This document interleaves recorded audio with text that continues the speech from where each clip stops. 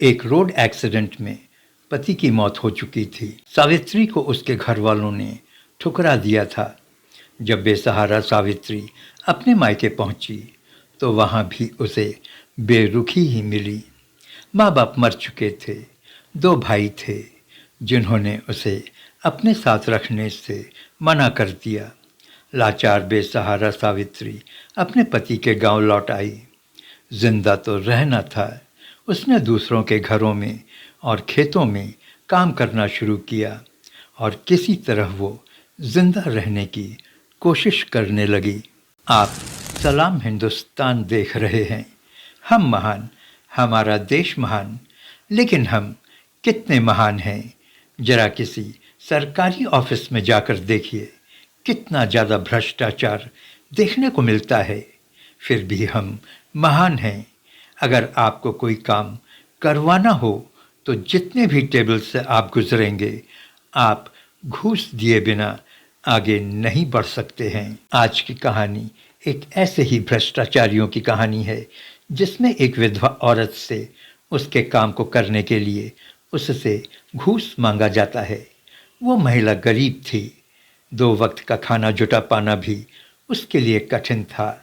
बेचारी इन भ्रष्टाचारियों को वो घूस कहाँ से देती। रुपयों की शक्ल में घूस न मिलने पर उन दरिंदों ने उसके शरीर की ओर ललचाई हुई नज़र से देखा। देखा ही नहीं बल्कि उसके शरीर की मांग भी कर बैठे। दोस्तों, उस औरत ने उन भ्रष्टाचारी दरिंदों से ऐसा बदला लिया कि उनकी रूह कांप गई। ये सच्ची घटना 2014 के करीब गोरखपुर के एक विकासखंड बठट की है।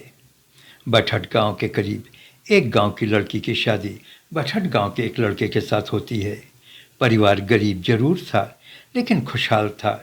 जितना भी उस परिवार में था उसमें गुजर बसर ठीक ठाक चल रहा था। शादी के बाद ज़्यादा पैसे कमाने की लालसा में लड़का गोरखपुर से मुंबई के भिवंडी पहुंचता है। यहाँ एक कारखाने में वो एक अच्छी सैलरी पर काम भी करने लगता है और छुट्टियों में वो अपने घर आया जाया करता था।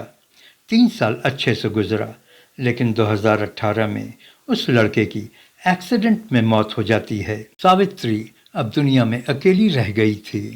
पति के घर वालों ने उसे अपने साथ रखने से मना कर दिया। सावित्री अपने मायके पहुंची, लेकिन वहां भी उसके रिश्तेदारों ने उसे अपने साथ रखने से मना कर दिया। करती न क्या करती, बेचारी सावित्री वापस अपने पति के गांव लौट आई और एक रूम लेकर रहने लगी। उस समय सावित्री की उम्र महज 27 साल की थी। आपको बता दें कि सावित्री के नाक नक्श काफ़ी तीखे थे।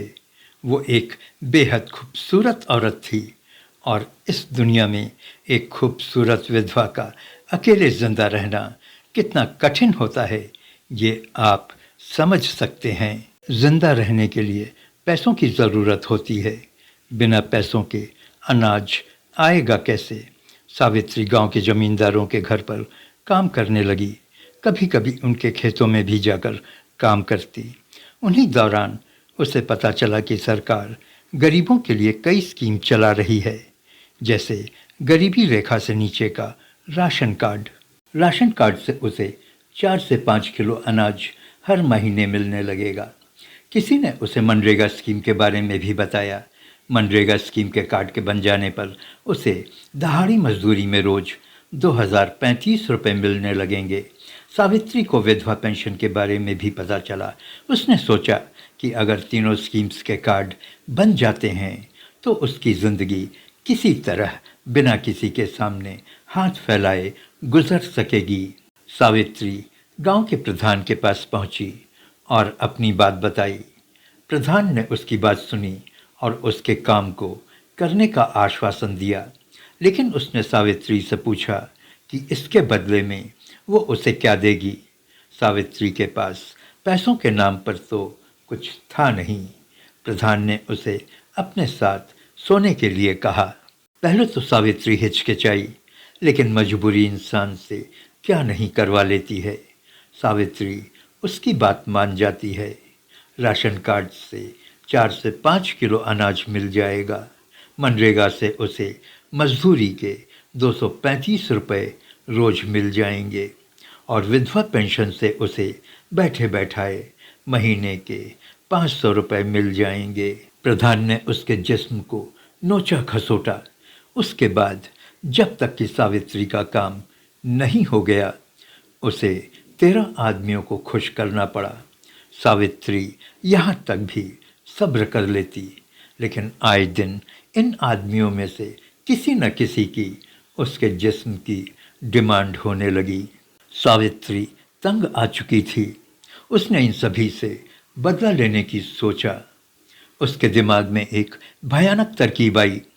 उसकी जान पहचान हॉस्पिटल के एक कंपाउंडर से थी। उसने कंपाउंडर को पूरी कहानी बताई और अपने बदले की स्कीम के बारे में भी बताया। उसने कहा कि वो तो इस दुनिया में अकेली है।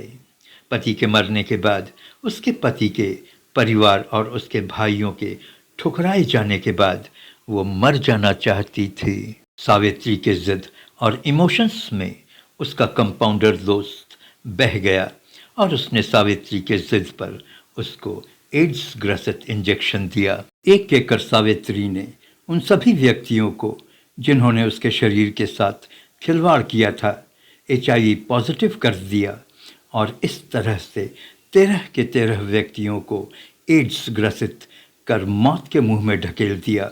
उन व्यक्तियों के साथ शारीरिक संबंध बनाने के बाद सावित्री ठहाका मारकर हंसती थी और उनसे कहती थी कि तुम हमारी बिरादरी में शामिल हो गए हो, तुम HIV पॉजिटिव हो गए हो, अब ज़्यादा दिनों तक किसी गरीब के जज्बात के साथ नहीं खेल सकोगे। प्लीज़ लाइक, शेयर और सब्सक्राइब करें। जय हिंद, जय भारत।